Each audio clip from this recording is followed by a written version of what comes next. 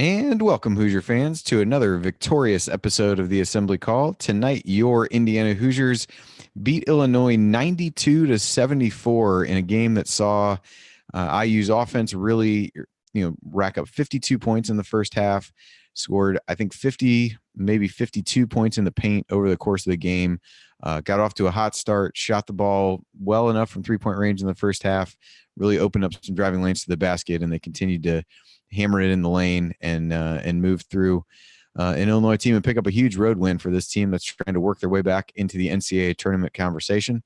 So with the win, the Hoosiers move to 16-14 and 7-12 in Big Ten play heading into the regular season finale against Rutgers on Sunday. I'm your host, Andy Bottoms, here with Ryan Phillips and the coach, Brian Tonsoni, and we will break down tonight's game for you on this edition of the Assembly Call IU Postgame Show. And let's start this show the way that we start every show, and that is with our Hoosier Proud banner moment.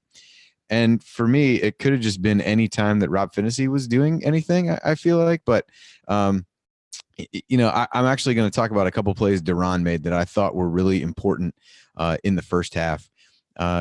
Illinois had they had gotten up. They hit a couple threes early. They hit a lot of threes early, quite frankly, but they had gotten IU down by 4.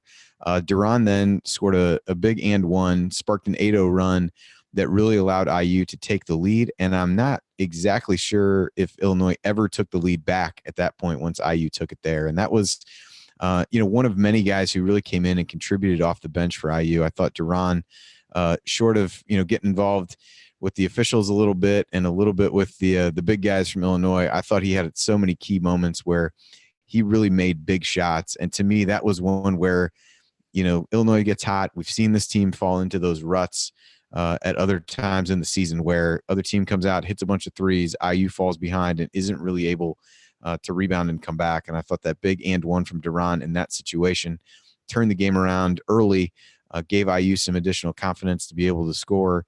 And they and I don't think they ever looked back. Like I said, I don't believe they ever trailed from that point forward. So a lot of banner moments to pick from in a game that saw IU score 92 points and arguably their best offensive game in quite some time, maybe since Marquette, quite honestly. But a number of guys contributed, and I thought that play from Duran was big and was emblematic of the way that he played over the course of the game.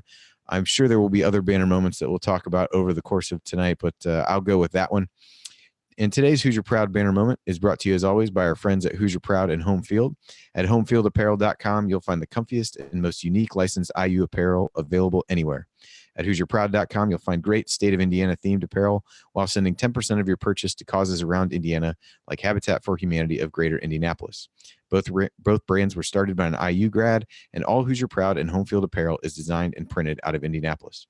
With the Big Ten and NCAA tournament looming, we hope, be sure to check out Home Field's Indiana All the Way t-shirt featuring an IU basketball design made popular during the school's championship runs.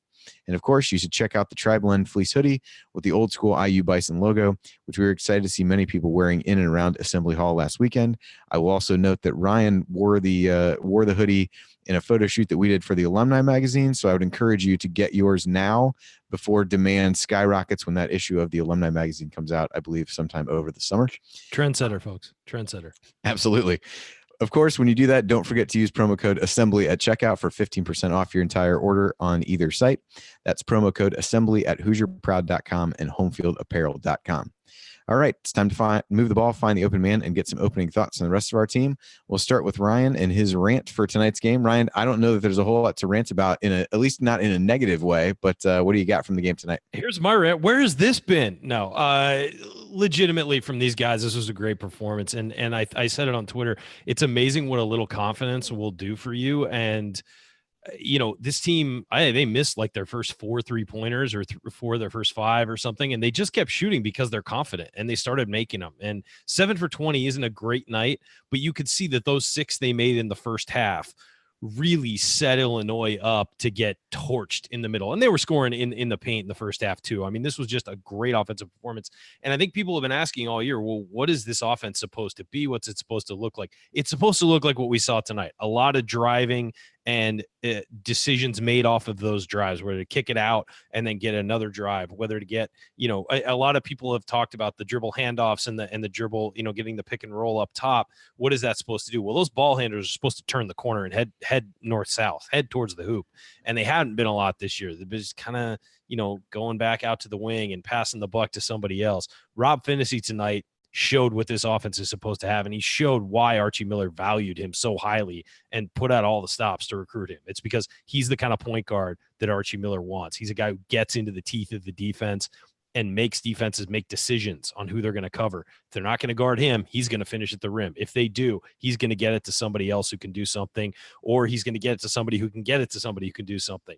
And Rob Finney just owned this game tonight. And I think that we said earlier in the year, in a game, I don't remember which one it was, but we said, yeah, he's the point guard. It's like, he has earned the point guard position. This was, pre-Big Ten season. We said this dude has earned the point guard spot. It's his. Obviously, unfortunately, had the concussion, is out for a while, and that his exit sort of coincided with the downturn of this season. Now we're seeing him get into rhythm and get back up, and it's showing you how important a point guard like him is. A guy who's a two-way player. We've seen the defense. Tonight we saw the offense and what he can do and just carve up a team and just keep the ball moving north and south.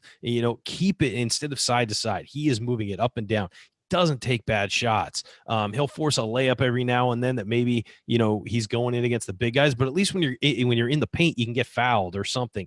And the fact that he possessed the ball as much as he did tonight, in 32 minutes, he had 17 points, 5 assists, which I'm shocked it's not more than 5 assists the way he was moving the ball around, but 1 rebound, and he didn't have any turnovers in 32 minutes at the point guard position against a team that turns people over.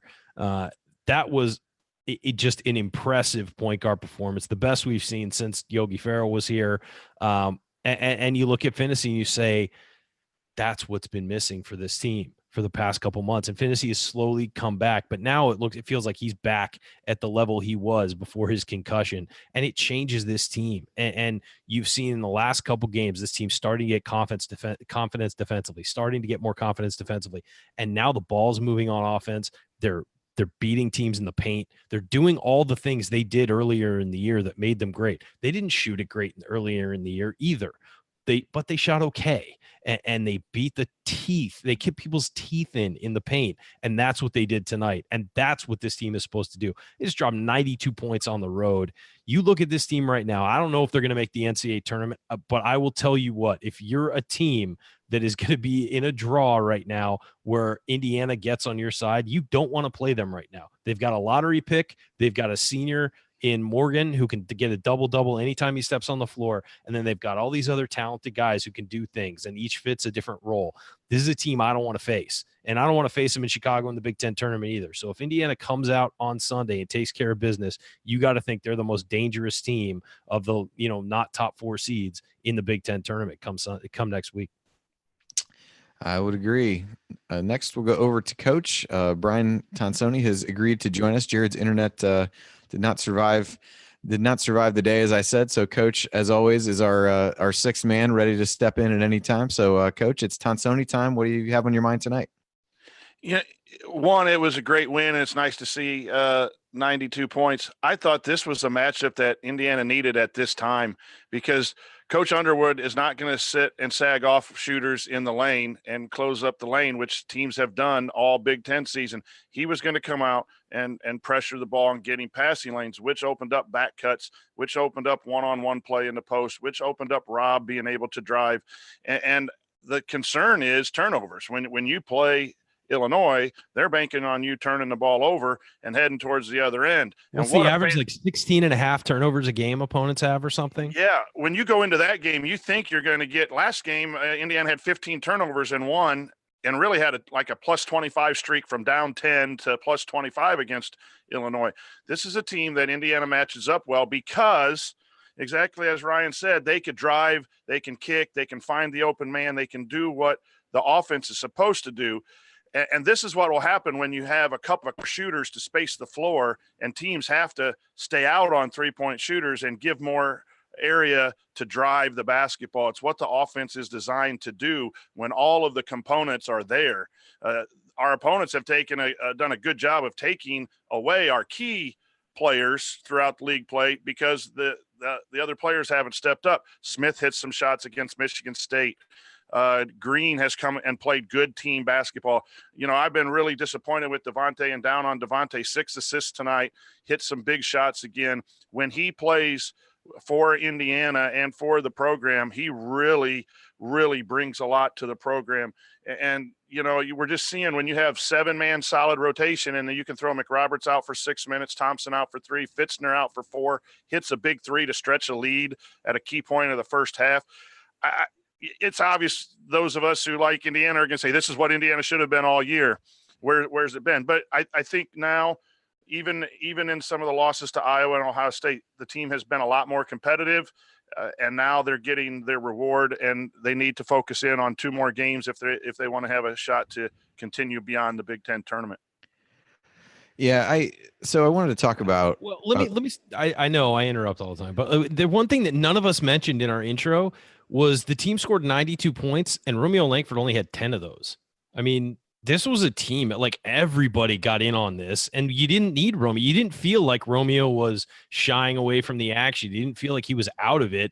You just felt like it wasn't in the flow of the offense, so everybody else was getting their chances too. I mean, some games you feel like Romeo's not driving. He needs to drive. He needs to drive. He needs to drive. I didn't feel that tonight. I felt like just other guys were stepping up, and he was kind of just playing his role. Yeah, I mean, he only took 8 shots, had 10.6 rebounds, 3 assists. Was actually the only guy on the team to play over 32 minutes. He played 34. I thought he picked his spots a couple times in the first half and had a few nice drives to the basket. Almost felt like kind of letting Illinois know, as he did in the first game, I can do this whenever I want, and did it enough to remind everybody of that, but didn't overly assert himself in the way that Illinois overplayed. There were just so many driving lanes to the basket that it was kind of easy for almost anybody to get where they wanted to go. And the thing I wanted to linger on for a moment before we get in, before we take a break, was the point guard play of Rob Finney, of Devontae Green. Those guys combined for 11 assists and 0 turnovers against Illinois. Both guys scored in double figures, 11 for Devontae and 17 for Rob. And I thought both really played steady. Devontae, there were a couple times where he pulled the ball back out or slowed himself down a little bit and just made smart plays. I thought the 1-3 in the second half that he made was maybe a little bit early in the possession when IU was trying to run clock. It definitely felt like this better go in or you're going to, hear it from coach. But I was really impressed with those guys. Finney was fantastic, continued to play solid defense, had a nice block play where he tied somebody up, going to the basket, but he really, they were running stuff to get him, an open side of the floor where he could just drive to the basket. And he's really gotten better over the course of his freshman year at being able to finish through contact and to continue to play well. So, a lot of people both in the chat and on the, mentions are recommending him for the game ball, which time will tell how that works out. But I think there's a reasonable chance that he ends up getting it. I think you really start to see him, we've said this for a few games now, rounding back into form, and you look back at that stretch of really poor play and you wonder how that might have been had he not been working his way back from the concussion. So, Coach, anything else you wanted to hit on the point guard play before we take a break? This was a game where Archie said, hey, point guards take over.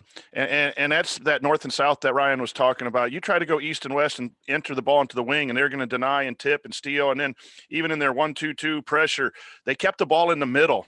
And then they broke it down and pulled back dribble. And then all of a sudden the wings had to fall back into their half-court defense. They never got any of that three-quarter, half-quarter trap stuff going. And the point guards, both of them, did an excellent job of not getting into bad spaces, which are the corners, the sidelines. They kept the ball in the middle. And then Archie played a lot through the elbows with screens at the elbows and high post entries through the elbows.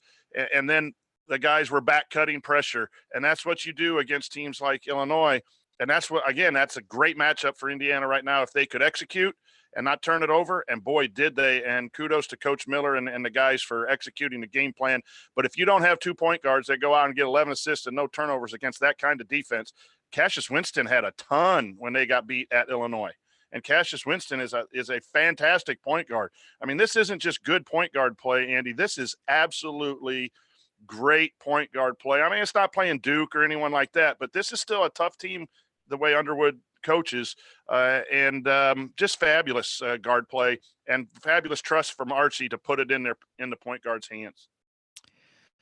All right, coming up, we're going to continue our breakdown of Indiana's 92-74 victory over Illinois. We'll point out today's meaningful moment you might have missed, and then we'll go inside the numbers to highlight the most important statistical notes from the game. And there are a lot of good stats to talk about from this one. You're listening to the Assembly Call. Stick with us.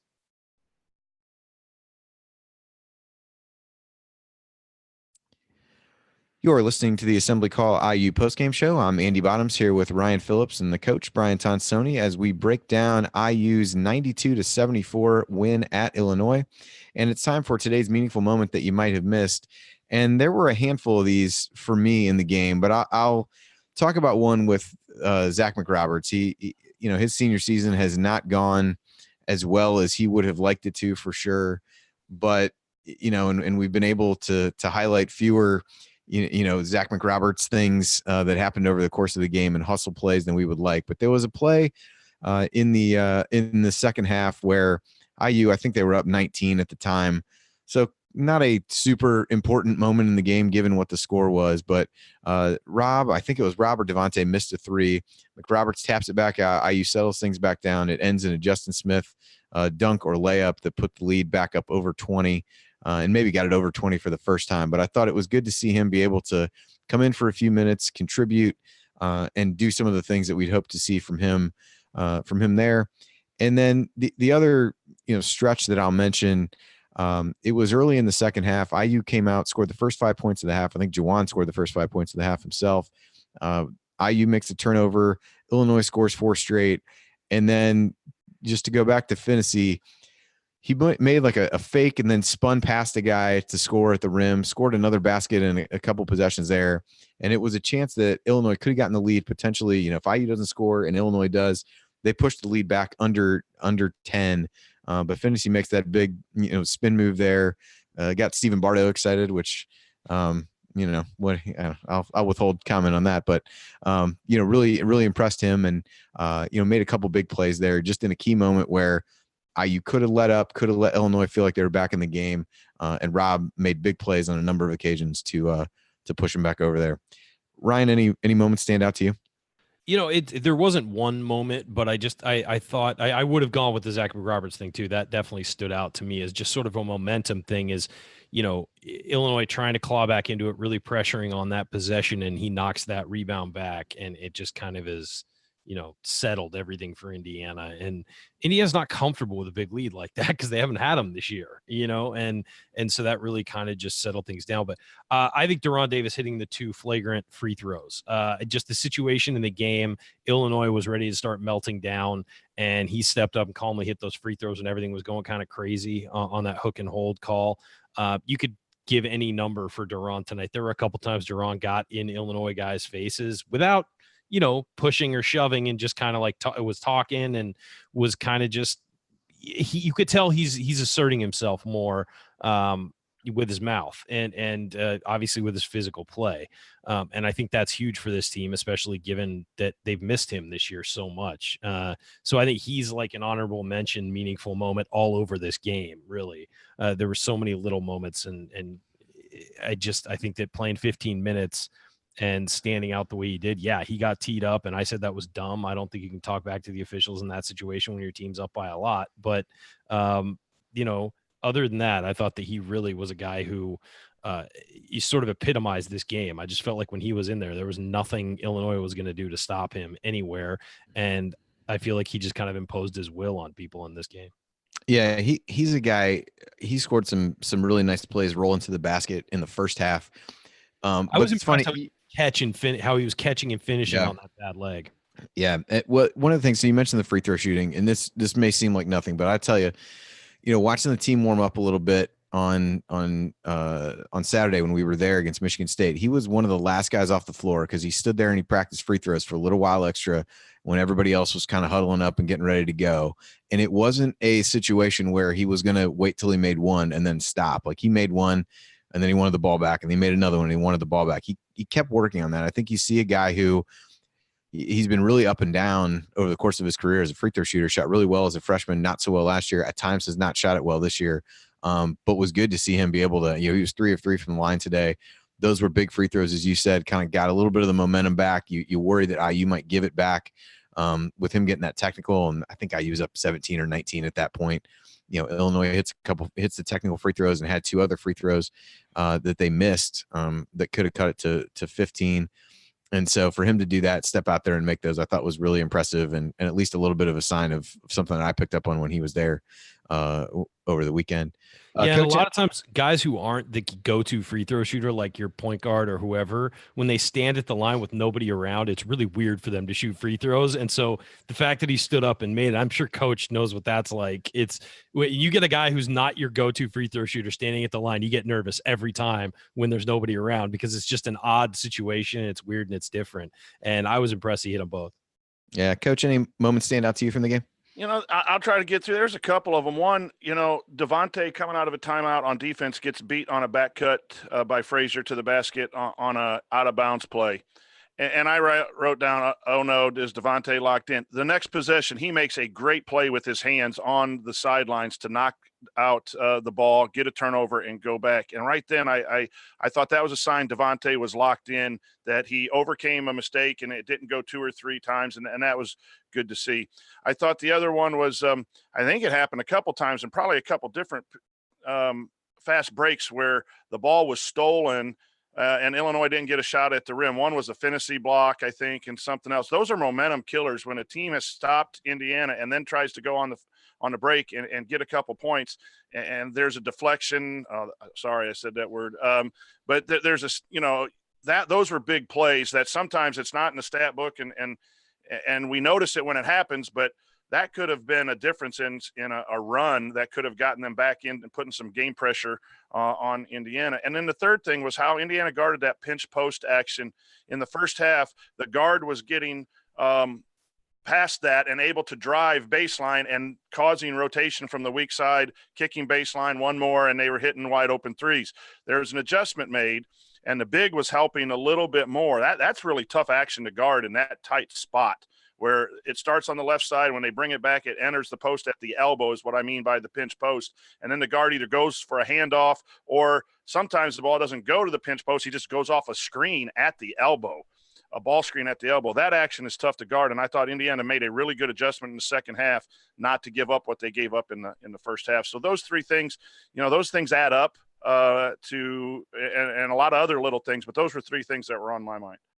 Yeah, one more I wanted to add was Devontae Green with about 4:05 to go, I think it was. Indiana was up 13. Illinois was kind of hitting some threes and getting some momentum going, and he came down and hit a 3.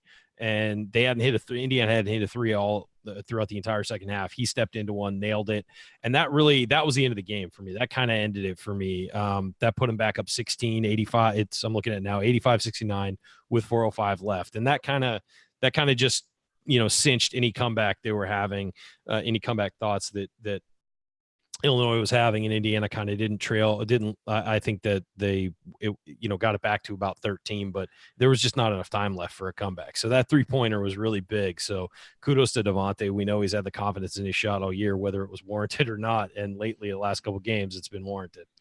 Yeah, it's funny. I started to relax a little bit during that scenario, and somebody tweeted at the assembly call account, they're like, "Oh, it's really nice to be able to kind of exhale and watch a game." And I'm like, I don't know. Good. I'm glad that you can relax, sir, but I was not relaxed at all. It was about a minute left, and IU was up 16. That I finally looked over at my wife, and I was like, "All right, I think I can actually relax now." Too many demons have reared their heads in previous IU games there that I was and this team's track record over the course of the season, definitely not at a point yet where I felt comfortable at any stage. But I agree, there was a little bit of an exhale at that point, as you said, when Devontae made that 3. So especially because it was kind of a questionable shot given the situation, but it most definitely was. Yeah, yeah, well, whatever. I mean, depends who you ask. They all look good when they go in, but what are you gonna do? All right, you're listening to the Assembly Call. Andy Bottoms here with Ryan Phillips and Brian Tonsoni, and now it's time to go inside the numbers. And guys, there are a lot of good numbers to look at in this game. IU, from a balance standpoint, has 5 guys in double figures, 6 guys with at least 9 points. out rebounds Illinois 35-27, scores 52 points in the paint, doubled them up in the paint 52-26. 7 turnovers for the game, 5 of those in the second half, and a few of those were late in the game as well. One of them was a really bad offensive foul call. I mean, I did a good job. I ran the account and I made it like 36 minutes before I complained about the officiating. So that might be a new record. Buddy. Might be a new record for me. So a lot of good numbers to hit tonight. Coach, I'll go to you first on this. Which one of those seems most impactful to you? Which other things that I didn't touch on were meaningful as well? Well, I'm just dumbfounded at the number of turnovers, the low number of turnovers.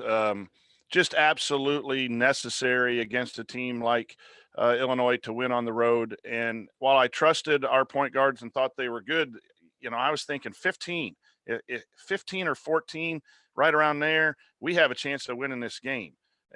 And to have, 7 turnovers on the game is just absolutely remarkable. And, there are a lot of numbers that stand out. I like to see Davis 3 for 3 from the free throw line. As we mentioned before, the 2 on the hook and hold. And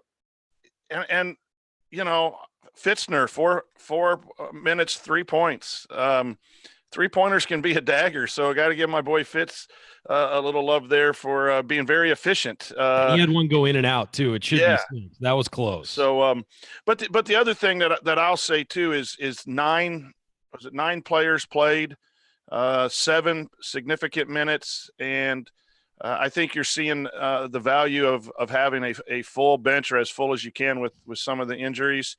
And if McRoberts can get back to playing double digits, that'll be a nice 8-man rotation going into the Big Ten tournament. Those are some numbers that I like, and I think that's why Indiana is playing better basketball. Ryan, what number stood out to you? Well, I mean, the 55% field goal percentage is big for me, considering they shot 35% from 3, which is fine, but they shot 64.4% from 2, which means they were getting great shots. They were shooting it in close. They were, pounding in the paint. We know that by the paint touches and the paint scores. But also, I think was big, and things that you don't expect a lot from this Indiana team was they won the points off turnovers battle, 17-10. They won the second chance points battle, 14-10. They won the bench points, 24-19, and they won the fast break points, 14-9. Things that we haven't seen this team do during when they were losing basketball, and then steals 6-2 against a team that creates a lot of steals. So those, and I think just hitting those 6 threes in the first half was huge to get this team to a point where the offense was spread out. The defense had to, play out on the perimeter, had to respect the 3-point shot. Even I think they only went like 1 of 5 in the second half or something like that. Let's see. It was 1 of 3. 1 of 3 in the second. So they took 17 threes in the first half and only took 3 in the second half. So they really smartened up. They played like you're supposed to play when you have a lead. You don't need to fire 3-pointers when you have a lead if you're pounding it inside and getting good looks. So I thought they played very smart.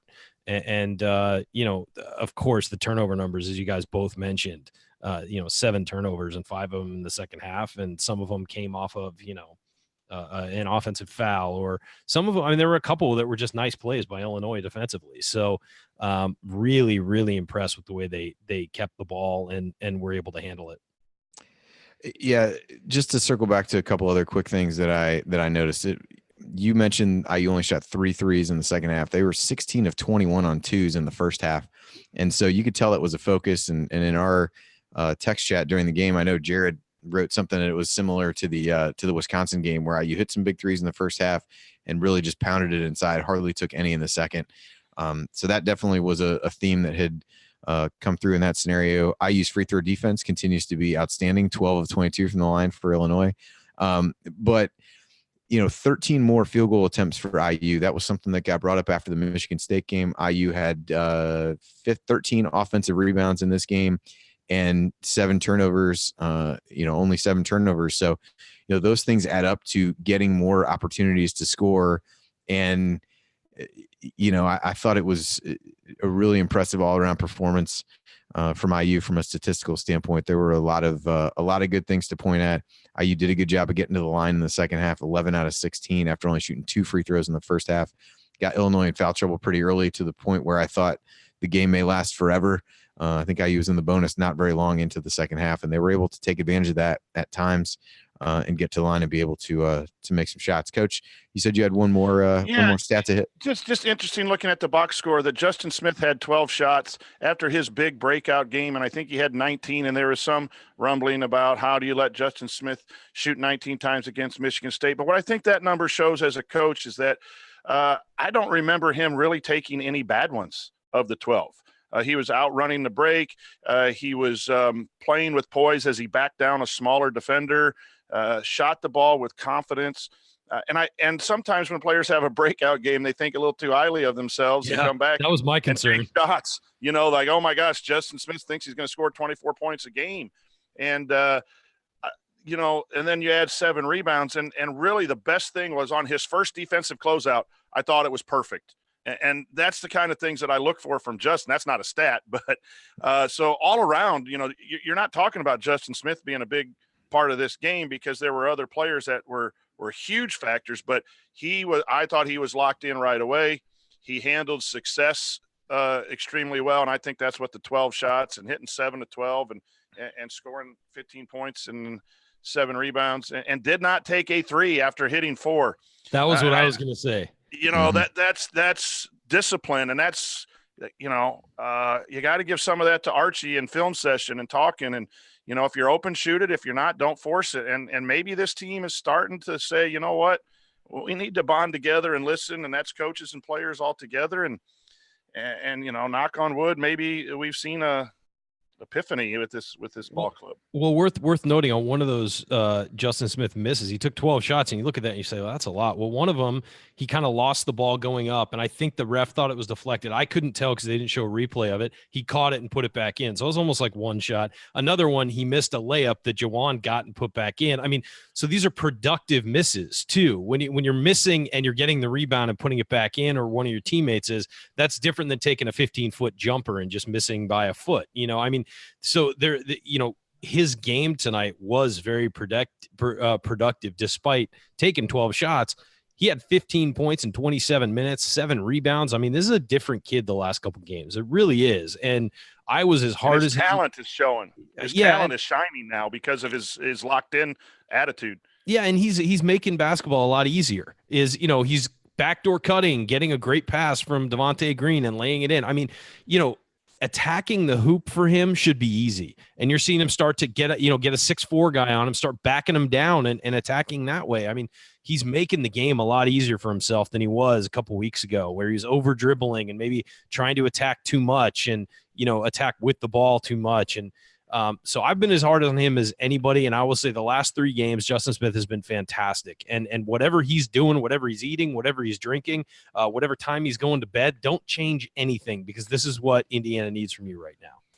Yeah, he had a couple really nice turnaround jump shots on the baseline that it was a wrinkle I don't know that we've seen from him this year. At least I don't recall very many, but did kind of what you guys said, was able to back people down and take a nice under control, turnaround jump shot, use his athleticism to be able to elevate and make some shots. So, and again, getting him out in transition is always a good thing. That dunk he had toward the end off the nice feed from Devontae was truly hammering the nail in the coffin. And so it was another solid performance. I think that was one of the things that everybody was really curious about, was how he and Devontae would follow up their performances against Michigan State. And they followed that up by combining to score 26 points, grab 11 rebounds, dish out 6 assists, and not turn the ball over once. So I would say they responded pretty well. Mission accomplished. Yeah, absolutely.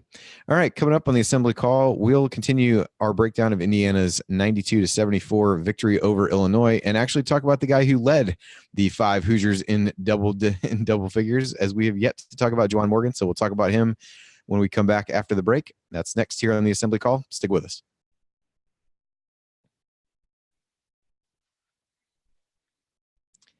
You're listening to the Assembly Call IU postgame show. Catch us live immediately following the IU basketball game, plus every Thursday night at our website, assemblycall.com. And while you're there, make sure you sign up for our free IU Hoops email newsletter. Over 6,000 fellow IU fans are subscribed. You're listening to the Assembly Call IU postgame show. I'm Andy Bottoms, here with Ryan Phillips and the coach, Brian Tonsoni, and we are breaking down IU's 92-74 road win against Illinois. And guys, we have yet to talk about Juwan Morgan, who I thought had a really good game. I think it speaks volumes to how well everybody else played. The fact that we have not yet talked about a guy who had 20 points and 9 rebounds, shot 9 of 14 from the floor in 31 minutes. Leading scorer and rebounder hasn't gotten to mention. Yeah, we haven't mentioned him. So maybe that's on us. Maybe that speaks well of how everybody else is playing. But I certainly, he took a couple threes in the first half when at times IU got a little three happy, but he really asserted himself, particularly at the beginning of the second half, where he basically pivoted, drove right down the throat of Illinois' defense, and got an easy layup, scored an and one. The following possession really got IU off to a good start and had a number of big buckets, fighting for rebounds inside. So Ryan, we have yet to talk about Juwan, but I'll give you the floor first to give your impressions of his performance tonight. I'll tell you, his biggest basket was when they came right out of halftime, got him the ball at the top of the key, and he drove right by Georgie B. Yeah. I'm not even going to try the last name. Drove right by him for a layup, and that was, it was, the message was, we're still attacking. We're not going to come out with one of these slow starts. We are attacking. And I think you said he had the first 5 points of the first half for Indiana. Yeah, the second half. Or second half, first 5 points of the second half. And, he was very steady. He took those 2 threes. I didn't like either one of them because lately he has not been hitting those shots. But 9 of 14 from the field, 9 of 12 from 2, 2 of 3 from the free throw line. He played well despite, getting some fouls. And this could have been one of those games where he had 3 fouls, got a quick fourth. He didn't, but I'm saying he could have gotten a quick fourth, and then you're like, oh gosh, guys start looking around and getting nervous. He didn't do that. He defended without fouling. If Georgie had an easy layup, he left him. Hey, put that bucket in. We can't afford to lose Juwan on both sides of the floor. But I thought he played pretty good defense without fouling for the most part. He wound up with 4, but really one of those, the fourth was a charging call that I thought was terrible. Just surprise.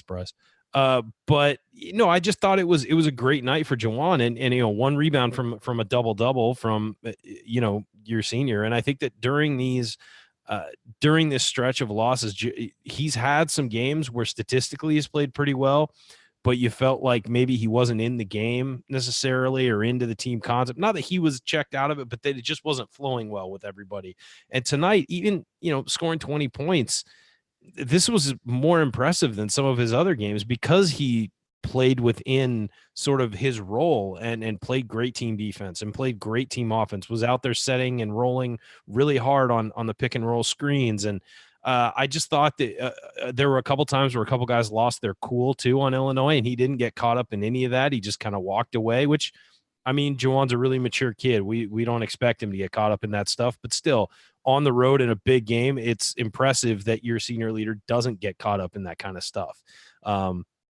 So really just a steady game. Somebody in the chat said it was quiet. It was a quiet night for Juwan a little bit. And it kind of was, but it was incredibly effective. And he it felt like a couple times they needed a pretty big bucket and he got it.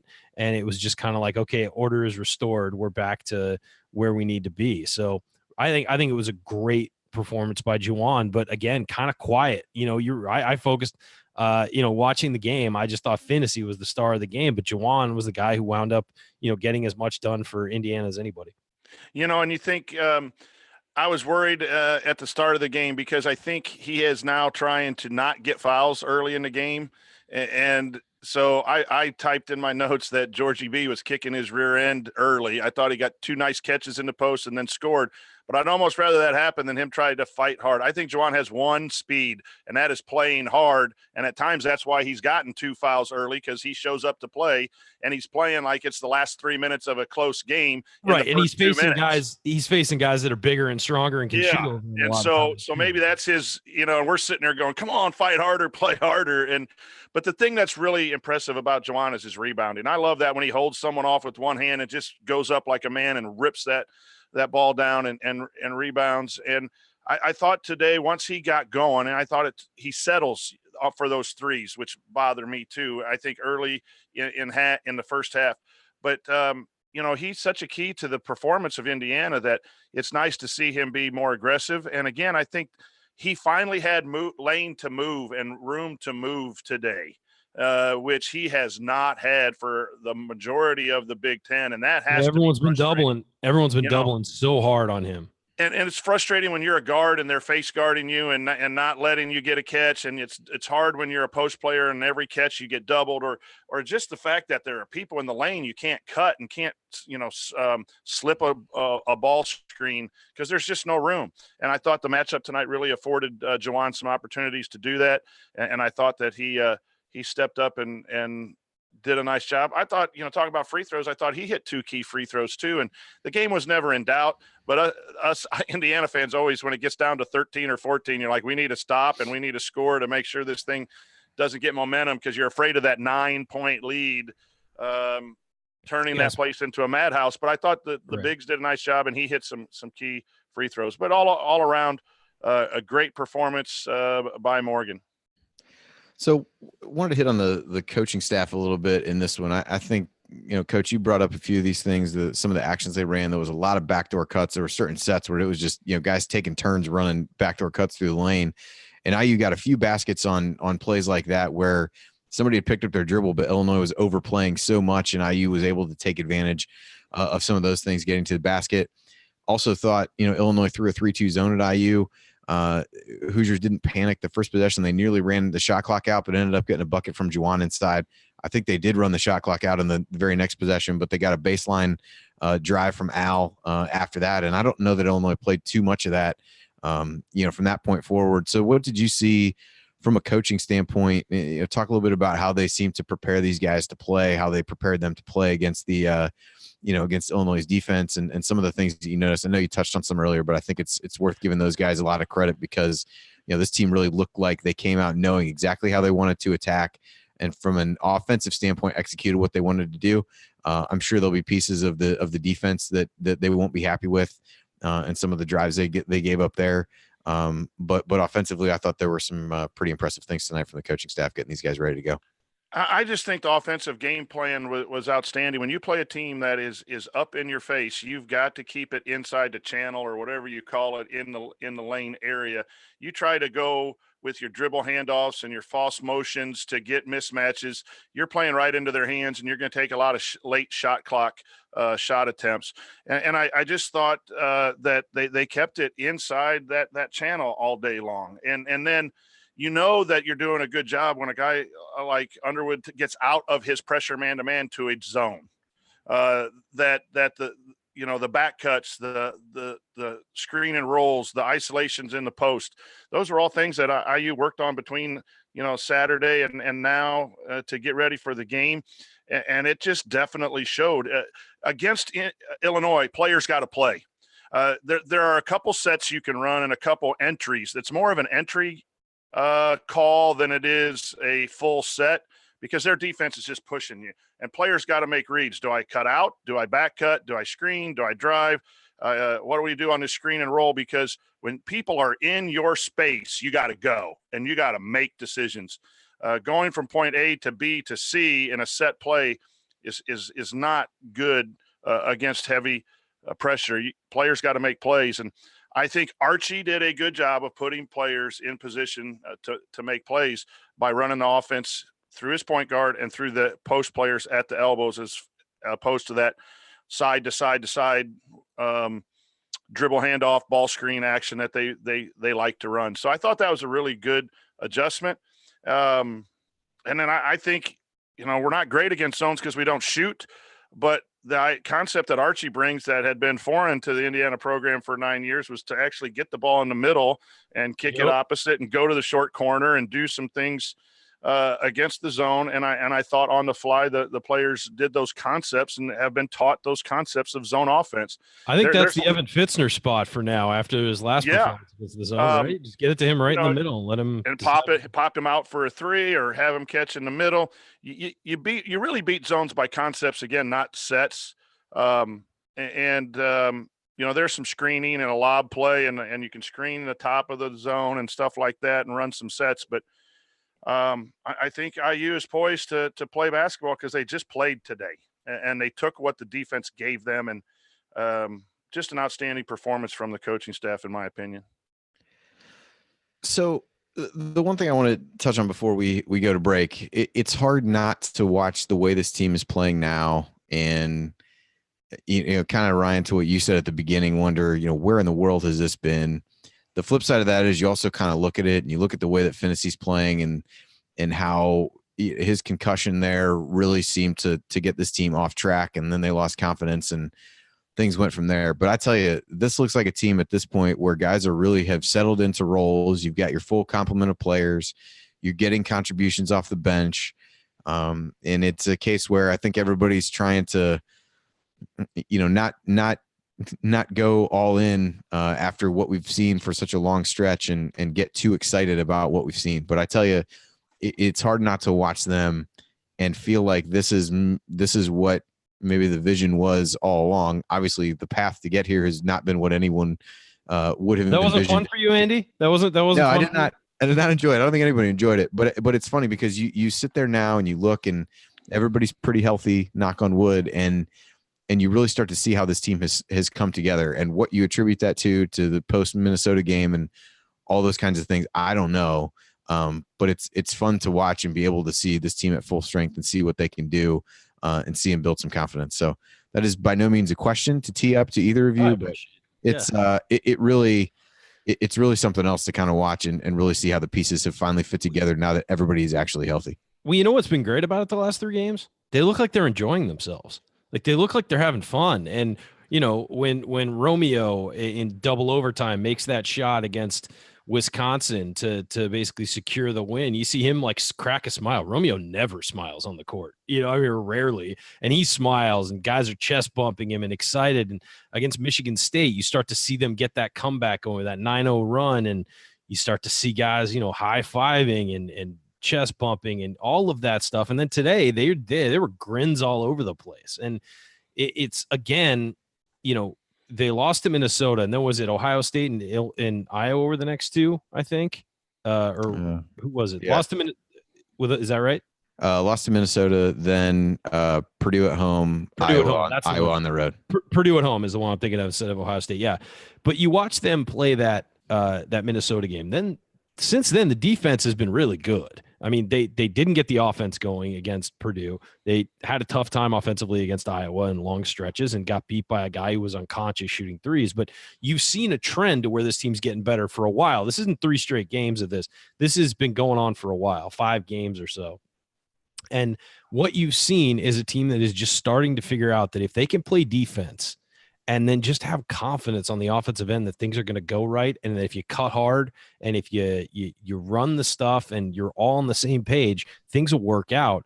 And you're starting to slowly see that happen. Now, scoring 92 points against Illinois, that doesn't mean you're going to go out and beat Rutgers on Sunday. You still got to come back and do that. But the confidence this team has built over the last couple games is going to be huge moving forward, especially if they beat Rutgers and put themselves firmly on the bubble to where, hey, maybe a win in the Big Ten tournament gets you into the tournament. I know I'm with 2 bracketologists. I'm just talking, okay? Don't jump on me.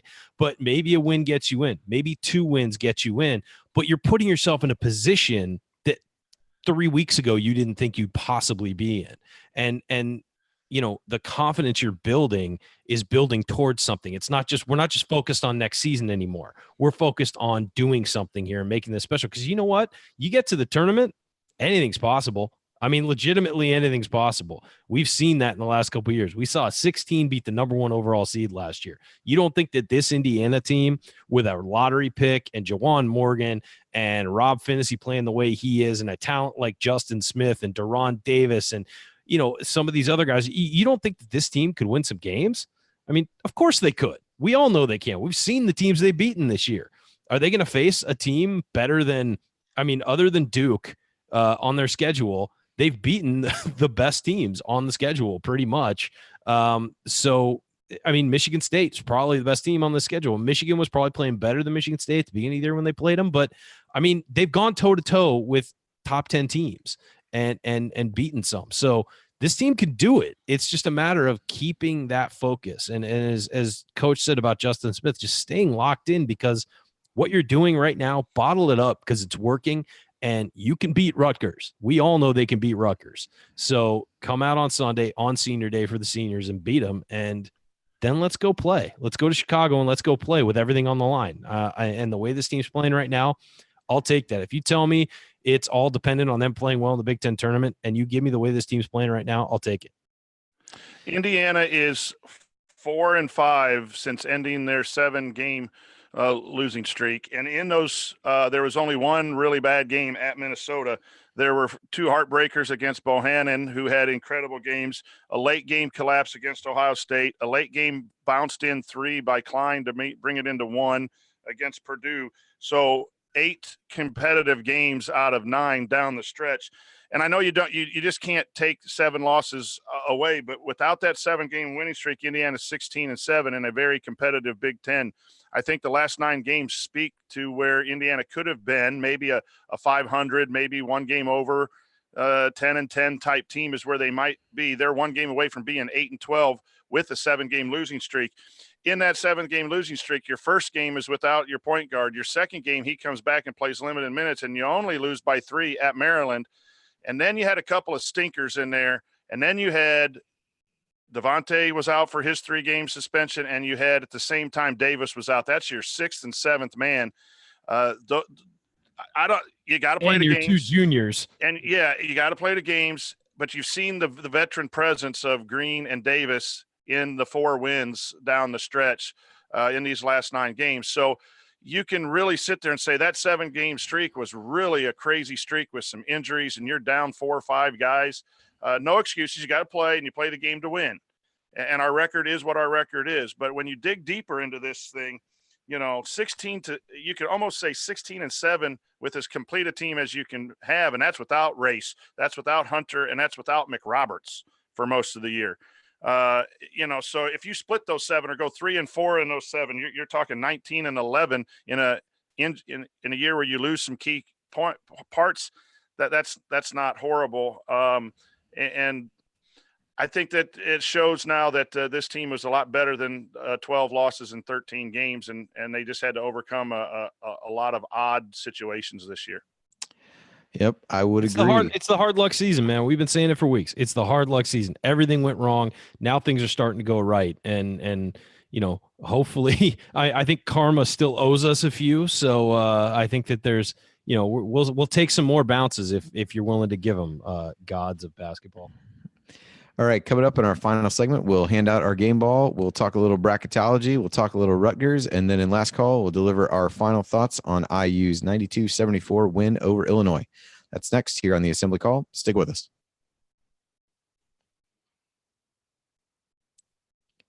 You're listening to the Assembly Call IU postgame show. I'm Andy Bottoms here with Ryan Phillips and the coach, Brian Tonsoni, and we are breaking down IU's 92-74 road win against Illinois.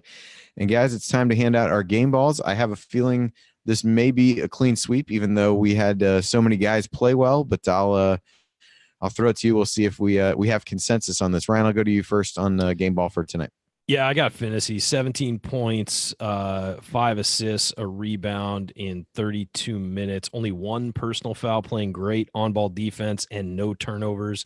I give of course, an honorable mention to Juwan Morgan. I thought he was great. Deron Davis, when he was in, was really effective on both ends. But you got to give to Finney just because he controlled the flow of this game. He brought the ball up against pressure, wasn't fazed by it at all, and it was just a fantastic game for him. And regardless of the stats, I mean, the stats are big in the finishes, and he hit a really key 3 early and all that stuff. But the guy, just his presence and his ability to get through that pressure without, and with just a calmness about him, and the way he attacked the defense was just fantastic. And really, what he shows what we missed, because coach was just mentioning when he was out, he came back after a few games, but he wasn't right for a solid month and a half. And this is finally, over the last couple of games, we're starting to see the guy we were missing and the guy that we had in December. So it's been a long road back for him from that concussion, just getting up to game speed, getting his shot locked in, and getting his attacking mentality back. But we saw it tonight, and he was fantastic. Coach, who gets your game ball for tonight? It has to be Rob Finney. Point guards are so important in running the offense, especially against pressure defense. And Frazier gets 13. I think it's 1 below his average on the year, but Frazier never got in a rhythm to go on a really hot streak. And I think Frazier, and I know they have the big center, you can't pronounce his name, and and Shumo and all these guys who threw in some shots from deep who was guarded. But I think Rob's defense tonight, and he got that praise Saturday. I thought he did a good job because that pinch post defense, that's hard to beat your man to the spot at that spot. And I thought he did a really good job all night, better in the second half.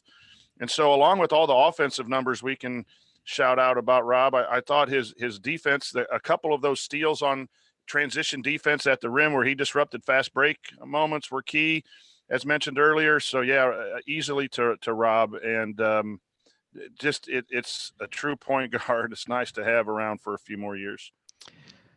Yeah, and I'll make it a clean sweep with Rob. I think Jared even said the same thing, that he would get his game ball as well. If you look back, there's a few stats floating around that I won't read verbatim, but over the last 9 games, he only has 5 turnovers over the course of those games. Rob does. I'm not good enough at math to do these assist numbers quickly, but I think it's 23 assists over that time period.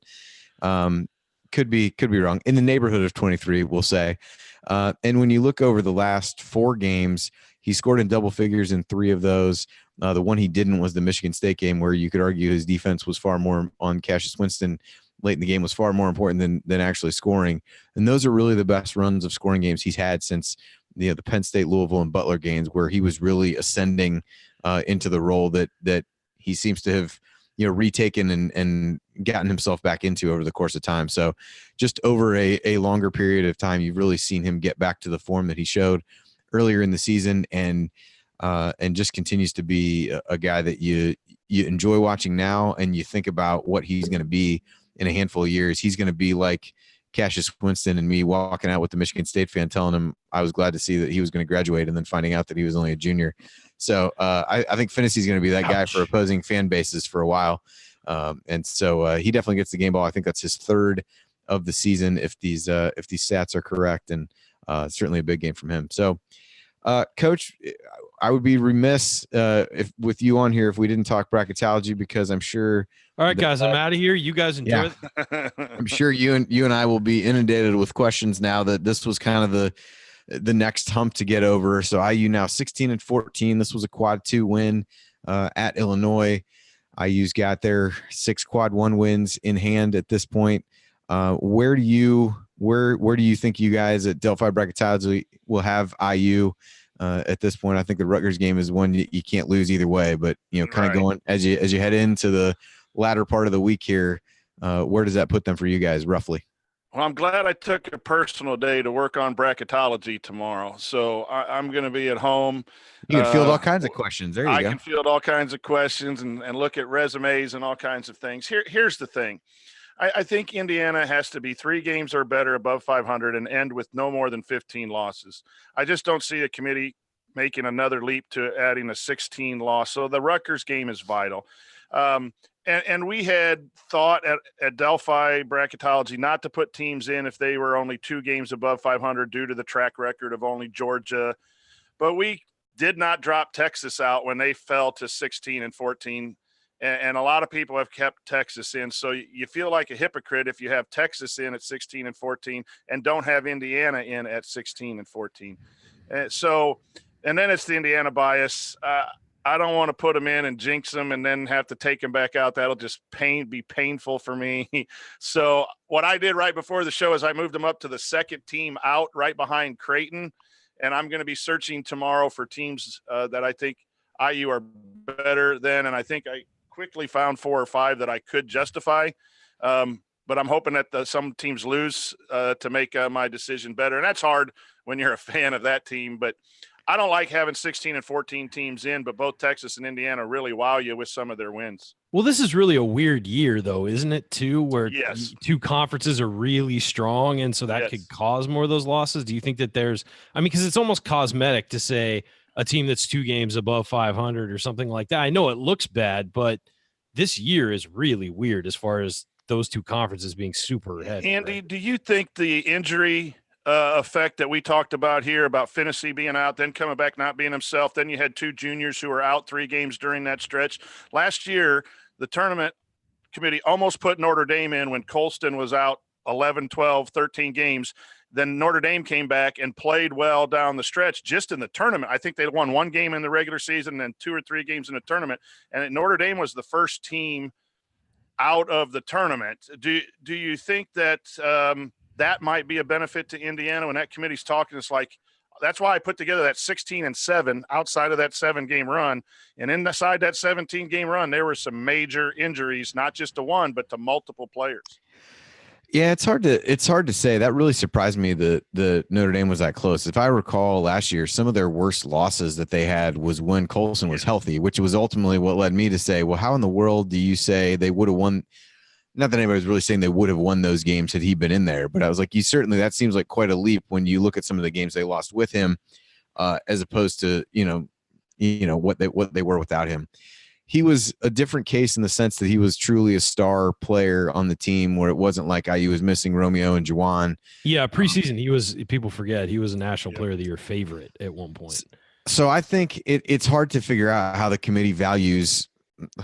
I hesitate to call Rob Finney the way he's played a role player the way he's been, but I think Duran and Devontae fall into that category. So you never really know how they do that. There's so many injuries that compounded upon one another for IU, so it'll definitely be considered. I just don't know if that's enough, and I'm a little bit like you. I don't know that the 2 games over 500 thing should really matter, and I'm also like you guys and had Texas in that regard. But it is hard to, when you're trying to predict what somebody's going to do, you are looking at the historical precedent of it, of has this ever happened? And if it has, what were the circumstances around some of that? So I do think it'd be hard to watch IU over the last, minus that Minnesota game, really over those times. They've played pretty much exclusively tournament teams except for Illinois, and have played them very well, even when they didn't win. You just wonder if they, dug themselves too big of a hole in some of those other games. So they're going to be right on the border for me. The Rutgers game becomes non-negotiable for sure in terms of if you want to make it. That's not a game you can drop at home to be a quad 3 loss. And one of the things that IU has going for it right now is they don't have any. If your definition of a bad loss is losing a quad 3 or quad 4 game, they don't have any right now. Here's the thing that worries me. You get good wins, but Indiana's now 7. They were 7-14 going into tonight. Now they're 8-14 against the top 2 tiers. Quad 1 and quad 2. Most of the teams that are in for us are 9-11, 12, some combination of quad 1 and quad 2. Indiana has a lot of quad 1 wins, but only now 2 quad 2. The road record of 3-9 is sitting there. There's some ways where committee members can argue, hey, they had their opportunity in that 13-game stretch and they didn't get that done. Yes, they're playing well. So there's some areas that concern me, besides the 6 wins. And then you have Louisville, who's slipped, and now Marquette is at a 29 in the net as of today. If they lose again and slip, that we lose a quad 1 win there number-wise. I know the committee's still going to look at Marquette as being Marquette, whether they're 31 or 29. But you have some of those issues that creep up as well. I think, I think Indiana will ultimately get in. I think the way they're playing, they're going to win their next 2 games. I wouldn't be surprised if they upset that quarterfinal game round and make it to the semis. That would solidify it. Here's my question. I want to ask you guys, does Indiana have this going for them? Here's my question. They're Indiana. It's a brand name. You've got a senior in Morgan who has been, I guess the shine on him isn't what it was to start the year, of course, as a potential, all Big Ten first teamer or whatever. But you've got a lottery pick in Romeo Langford, and people like watching players like that. Do you think that those factors have anything to do with what the committee is going to decide? Are they going to go straight by the numbers? Or do you think that maybe there's it's Indiana. I mean, people are going to travel to go to those games. That you'll get a decent showing with Romeo Langford and things like that. I mean, for people who don't just crunch the numbers in bracketology, does that affect it at all? I would say no. I think it's hard to say that, because I think even if that's what's happening, I think the things that we talked about before allow you to craft an argument that doesn't call that out. Not that anybody would ever admit it if that's what they did, but I tend to. Of course. It'll never. Yeah, I mean, I tend to feel like they look at it pretty objectively. I think the difference is if you want to put teams in based on just the quantity of high quality wins that you have, then you make that argument and you put IU in if you want to do it that way. Maybe I'm naive in that regard, because I know people say like, oh, the committee sets up these matchups. I can tell you that the vast majority of times that happens because of various bracketing principles where you can't put certain teams in this place and that place, and how they're trying to balance that out. So some of that stuff, those conspiracy theory type things to me are definitely not true. So I again, maybe it's naive. I don't think that goes into it. I can't think of an example historically off the top of my head that totally refutes that notion that would happen. But I They do put like Trae Young in last year, didn't they? Yeah, Yeah, but but he had the numbers. They had the Did numbers and were in all year. There have been some good players that have been left out. I don't know what if their numbers were even respectable enough to look at. Fultz at LSU and what was Washington. Fultz at Fultz at Washington, Simmons at LSU. So I don't think that takes. I think you have to have something. It might, Ryan, if there's something on the resume. Or if it's like between two teams equally, maybe maybe that's a committee members thinking that, but there's no outward, hey, we need to get television matchups, we need to get the blue bloods in, that kind of thing. If that way, then dang it, why not? They love Syracuse because they always put Syracuse in when all of us don't want Syracuse in. So maybe there's some truth to that.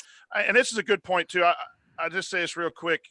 I never thought the committee did a good job until I started doing bracketology, and I still don't know if it's a perfect bracket, but I get more bothered with the NCAA criteria and how they do things and the geography of the bracketing. But the committee really does what they're tasked to. And barely do I have a problem with their decisions, maybe one or two a year that I just kind of would think differently of. But it's the criteria and the rules behind it that the NCAA sets in place that you have. Most people would have a really good argument. Dickie V goes crazy on Selection Sunday about the committee and having more basketball minds in.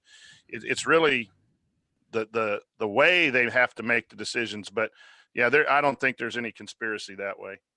Yep. All right. So let's talk Rutgers really quickly. We're running a little bit long, but it's good to when you have a good road win to talk about, you want to linger on it for a little while. So Rutgers, since they played IU back in late January, they've gone 3-6. Their wins came at Northwestern by 3 points, at home against Minnesota by 4 points, and then they won at Iowa on Saturday by 14. That feels a little bit like the outlier. They've lost at Ohio State, Illinois, Michigan, and Michigan State, and lost at home to Michigan, Iowa, and Penn State last night on Wednesday night by a point. So, as you look at this game, IU right now projected by Ken Pom, 74% chance of victory. Rutgers is not that different than what they were before. They were 11th. They were 11th in the conference in offense and offensive efficiency, and 11th in defensive efficiency. They have, really given up a lot of, allowed opponents to shoot really well from three, which IU has not been able to take advantage of too often. But a lot of not great rankings when you look at the conference rankings between these two. But again, if IU harbors any hopes for the postseason, this is a game that they have to win. It's senior day for Juwan and Zach and Evan. Johnny Jager, I think, is on there as well. Maybe Quentin Taylor. He might also be a senior. So, big senior day for those guys. An important game. What you want to see. It's a noon tip on Sunday against Rutgers. So everybody get to the Assembly Hall early for that one. Salute those guys who have helped the program.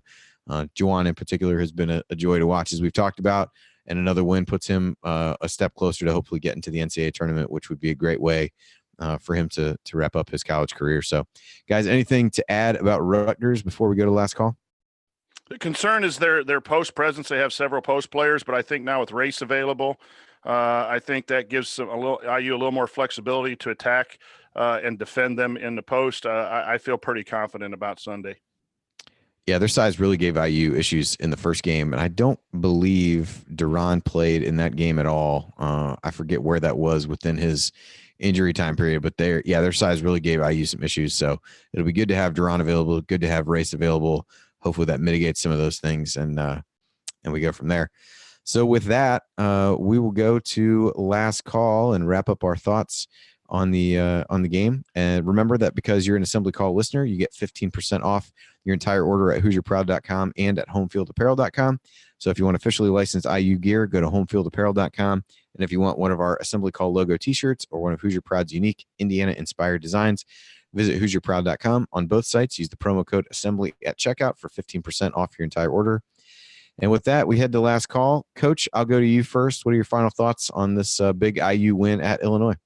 A couple things. First, thanks to everyone for the meetup last Saturday and getting together. It's great being with all of you guys, the Assembly Call guys on the show. It's also great to meet fellow fans. It was great. Shout out to my Chicago guys who met at Kilroy's and made me play beer pong with them. I told them I'd give them a shout out. Jack Kennedy. They made you. I bet they had to twist your arm pretty hard. They made me, and then he was giving me some coaching tips, and I hit 2 shots in a row. And so I think Jack knows what he's doing. He's a veteran of that game. Those guys were tremendous.